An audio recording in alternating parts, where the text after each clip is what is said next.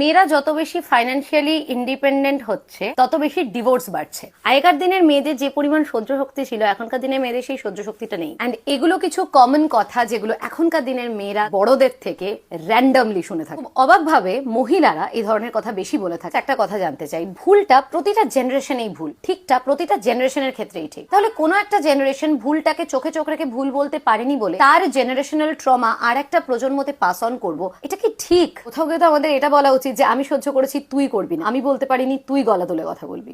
But না, মা হোক, রিলেটিভ হোক, শাশুড়ি হোক, আমি এত কিছু মানিয়ে নিয়েছি, তোরা এইটুকু করতে পারছিস না। অ্যান্ড হ্যাঁ, মেয়েরা ফাইন্যান্সিয়ালি ইন্ডিপেন্ডেন্ট হওয়ার পর অনেক ক্ষেত্রে সম্পর্ক নষ্ট হয়। তার কারণ সেই সম্পর্কটা নষ্ট হওয়া উচিত ছিল। সেই সম্পর্কটা জাস্ট এই বেসিসে টিকে ছিল যে মেয়েটা কতটা সহ্য করতে পারবে। আগের সময় মেয়েরা ফাইন্যান্সিয়ালি ইন্ডিপেন্ডেন্ট হতো, এদের বাড়ি থেকে বেরিয়ে গিয়ে অন্য কোথাও গিয়ে থাকার মতো কোনো সুযোগ ছিল না। তাই জন্য এখনকার দিনের মেয়েরা চাকরি বাকরি করে নিজেদেরকে ইন্ডিপেন্ডেন্ট বানিয়ে নিজের জন্য ভয়েস রেস করতে শিখেছে। এটাকে বাজেভাবে পোট্রে করা বন্ধ করুন। পড়ে পড়ে মার খাওয়া, শ্বশুরবাড়ির কথা শোনা, উঠতে বসতে অপমানিত হওয়া, এগুলো মানিয়ে নেওয়া নয়। এত কিছুর জন্যই এখনকার দিনের মেয়েরা কারোর কথা শোনে না। তখনই হয়ে যায় আজকালকার দিনের জেনারেশন খারাপ। স্পেসিফিক্যালি যারা এই ধরনের মেন্টালিটি নিয়ে এখনো আছেন, একটু বাঁচতে দিন মেয়েদেরকে। আপনি পারেননি তার মানে এই নয় যে একটা জেনারেশনাল ট্রমা আপনি অন্য কাউকে পাস অন করবেন।